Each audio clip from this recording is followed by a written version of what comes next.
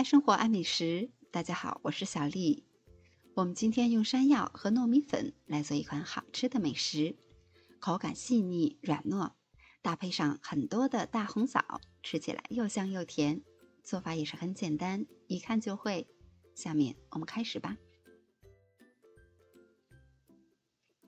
准备一段山药，清洗干净，去皮。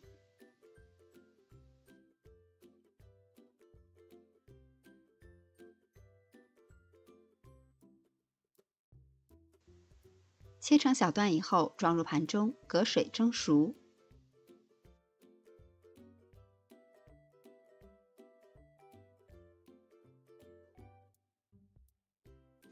蒸熟的山药倒去多余的水分，趁热放入碗中，捣成泥。山药泥我们用150克，再加入100克的糯米粉，调成淡一些的面絮以后，再加入事先准备好的大枣碎，揉成团。因为山药的含水量不同，所以我们可以根据实际情况少量的添加一些清水，最后得到的是一个非常柔软的面团儿。然后直接揪下来一块，用手团圆，再做出小饼的形状。这些材料我一共做了8个小饼的生胚。平底锅中刷入少许的植物油，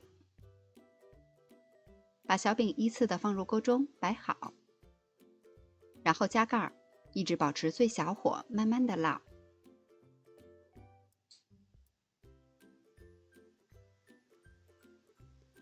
烙到一面有一些上色了，把这一面涂上少许的植物油，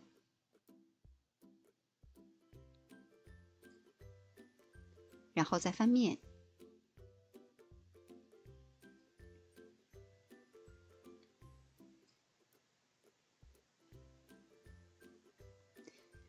再加盖烙1分钟左右。这时候的小饼已经变色了，再把它翻过来烙大约1分钟左右。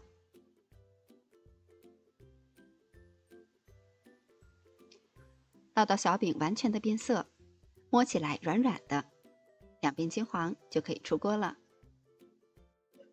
山药和糯米粉都是好东西，经常吃可以滋养脾胃，它们两个的组合更是事半功倍。